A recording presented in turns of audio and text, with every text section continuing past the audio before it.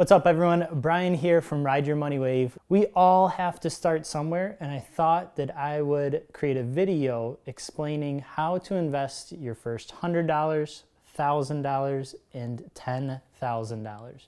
Now, I gotta tell you that in the beginning, it's pretty tough. You have no momentum.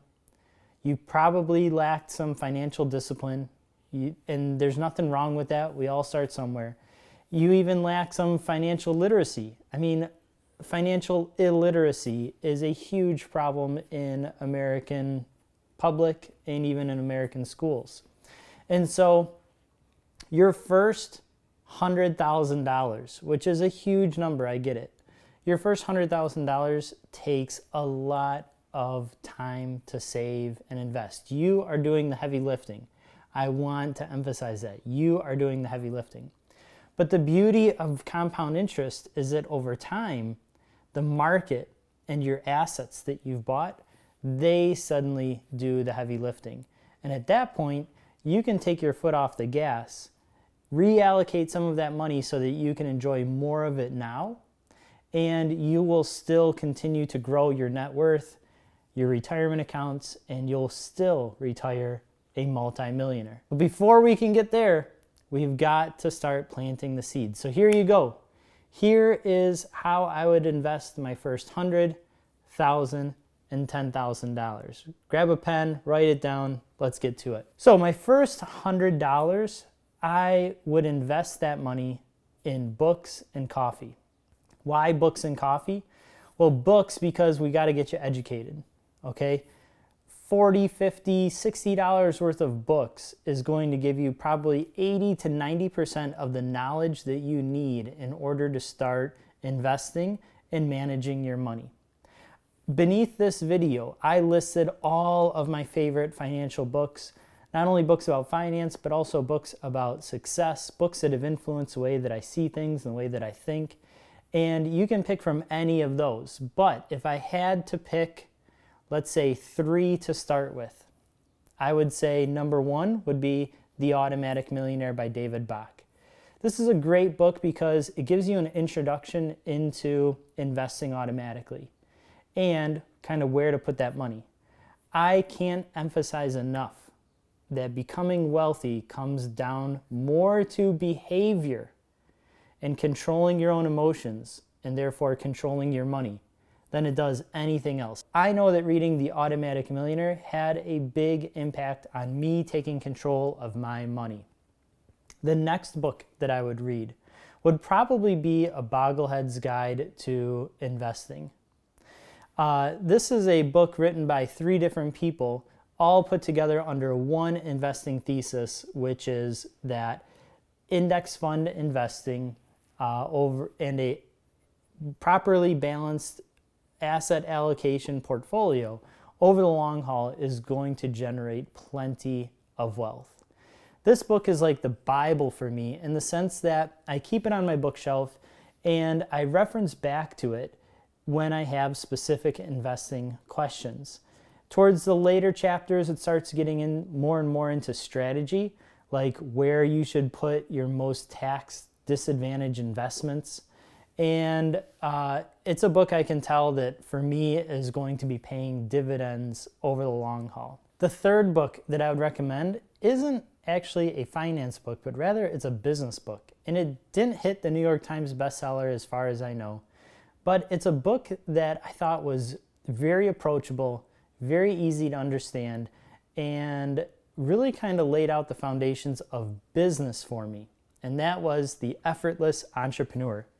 It goes through the story of the business College Hunks Hauling Junk and how it started with just 2 guys and a pickup truck with a few $100 and how it turned into this huge successful franchise. And they talk about the path that they took to get there. They talk about the very specific details and what's important and what's not important.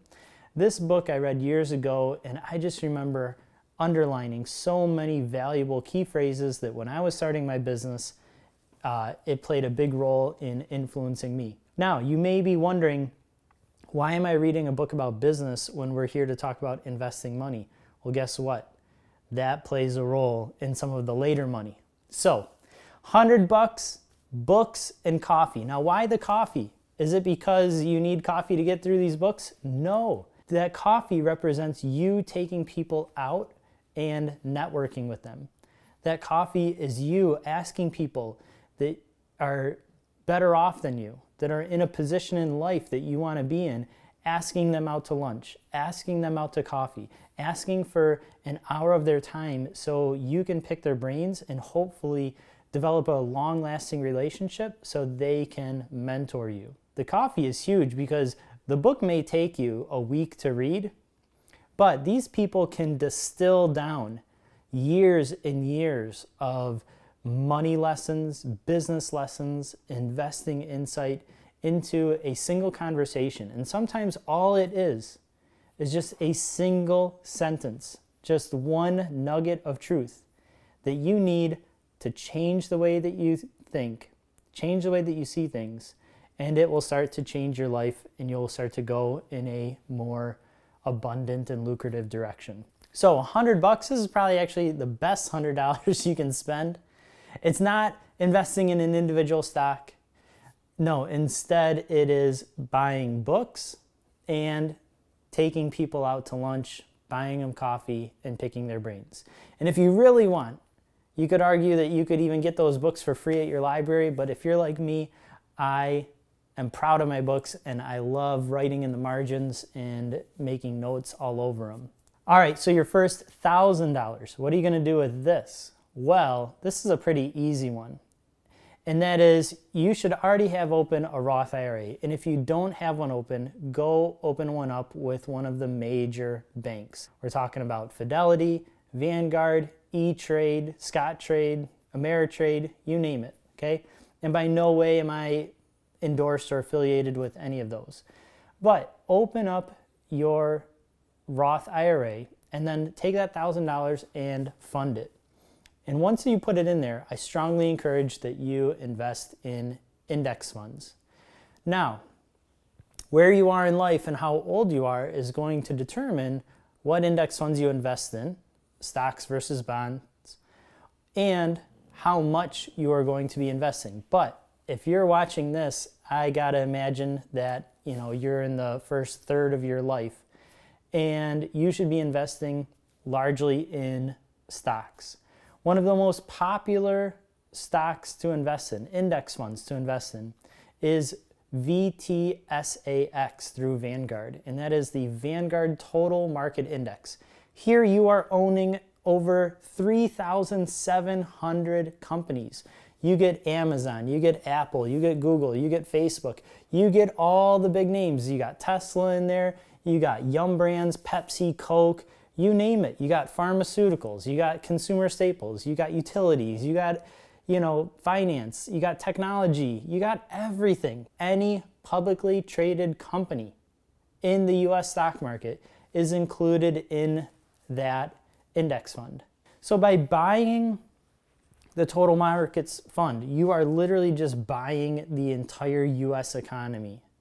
And so one of the caveats, one of the downfalls that people fall into when they first start investing is that they want to make money. Okay, guess what? We all want to make money, right? But they want to invest in individual companies because that's what they know.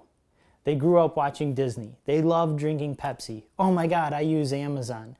And they want to put their money in individual companies. Sure, Amazon's been a great company to hold the last 20 years. Apple has exploded over the past 20 years.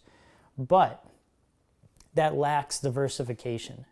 And beyond diversification, what I'm concerned with is that you don't have the emotional immunity to the volatility in the market. There are days when you will be making money, thousands of dollars in the market, and guess what?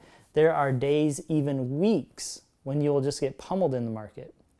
And what's interesting to watch my students in the classroom when I give them a fake $10,000 to invest in real time, the stock will change just a fraction of a percent and the students come on in and they're all excited, panicking, going, oh my God, I'm down $3. Should I sell? I'm gonna sell. It's like $3. You're down 0.15%. Who cares? That's every day. Get used to it.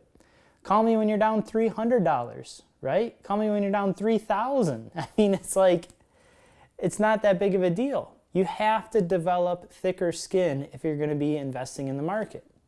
You have to develop this emotional maturity, even to the point of emotional immunity when you're dealing with fluctuations in the market. And when you invest in individual companies, there's all kinds of psychological studies which show virtual ownership. Take a look at the work of Dan Ariely with Predictably Irrational, or his book Dollars and Cents. Fascinating insights into the human brain, and especially how we view our own rational thoughts. I'm not a fan in the very beginning of owning individual companies. I think you need to focus on your knowledge and growing your income and not trying to pick winners. If you buy and hold the entire stock market, if you buy and hold even the S&P 500, historically you are going to return about between 9 and 10%. Over a 40-year period, VTSAX returns 11.99%, almost 12% historic return. So listen, don't try to beat the market, just be the market. If you don't believe me, take a look at Warren Buffett. Warren Buffett says, okay, listen, I'm going to put your money where your mouth is. He invites all hedge fund managers. He says, look, I'll give you 10 years to beat the S&P 500, which is an index fund of the 500 largest companies. I'll give you 10 years to beat the S&P 500. Anyone who does, I'll give them $1 million. And anyone who doesn't, you don't owe anything. You don't even lose the bet. He said, if I win, I will give $1 million to the Boys and Girls Club of Omaha. I think that was a charity. So, of course, in all of their bravado, all these hedge fund managers come out and they say, yeah, we'll take you up on it. Well, guess what? By the end of year number 7, there was only 4 hedge fund managers left. And by year number 8, everyone was wiped out. It is the goal. It is the thesis, the foundation of hedge funds that they can beat the S&P 500. And Warren Buffett said, if that's the case, put your money where your mouth is. And guess what? He won. Warren Buffett, one of the richest men in the world who made all of his money from the stock market, even he talks about the brilliance of index funds. With his wife, he says, listen, when I pass 90% in the S&P 500, 10% into bonds, and just walk away and let the market do its work.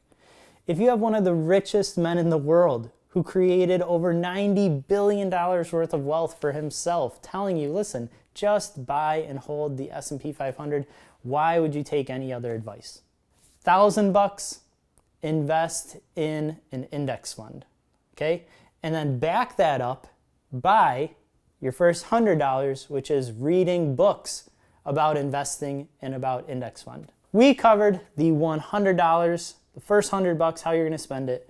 We covered the second $1,000, which is you're going to invest it. What about when you have $10,000? What do I think you should do with that? Is it start picking individual stocks? Is it buy your first piece of real estate? No. No, it's quite the opposite. When you get to your first $10,000, actually what I want you to do is I want you to consider opening your own business. Now, this is a risky proposition because small business ownership has a very high failure rate.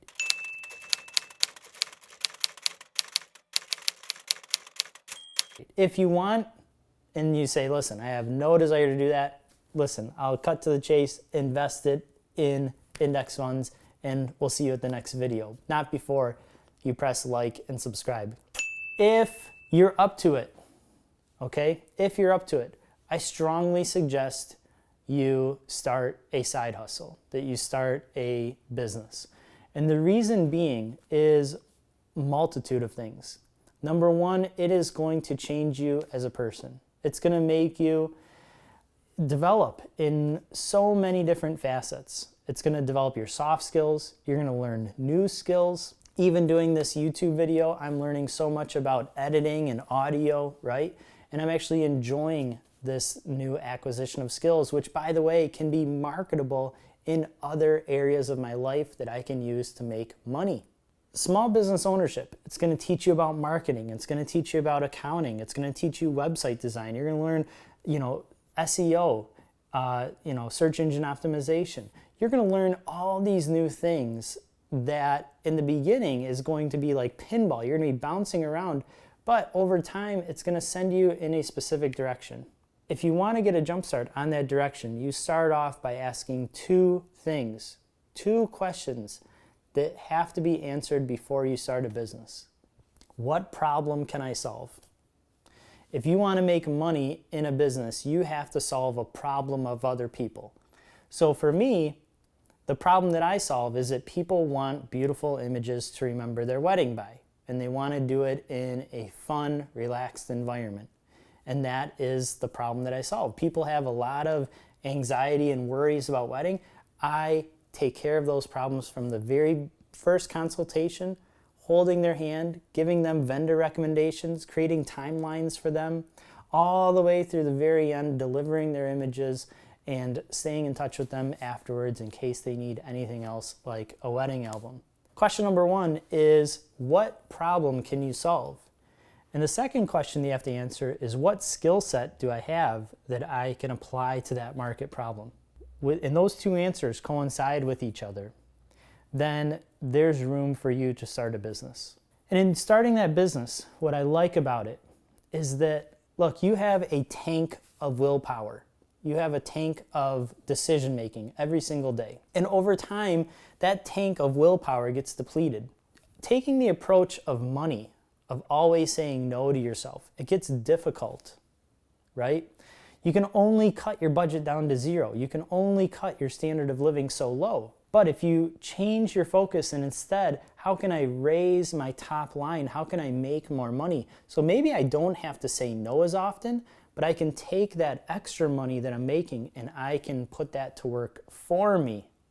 Rule number 4 of money, check it out. I can take that money and put it to work for me by buying assets so it can go make additional money. Guys, remember that the average millionaire has 7 sources of income. 7. If you are working just one 9-to-5 job, it is going to become very difficult, a very long road in order to acquire wealth.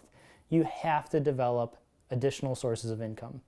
And for me, the 2 greatest sources of my income, the 2 largest generators of my net worth, was starting the business and then taking that money and turning around and investing it through, IRAs and brokerage accounts and putting that money to work for me. It took me probably 5 to 7 years of working at my small business in photography to really start making noticeable money. And then from that 7-year mark to the 12-year mark, that's when I started to not see that money, but rather invest it. And now it was like this magical formula that not only was I making more, I was investing more, and those investments were making even more money. We can get into that later, but I want to do a quick video for you guys. Take this information, implement it in your life. If you have thoughts or insight into the way you would do this, leave a comment below. We are here to build a community of like-minded individuals who are helping each other become financially independent and financially abundant. So till next time, go out there and go live your best life.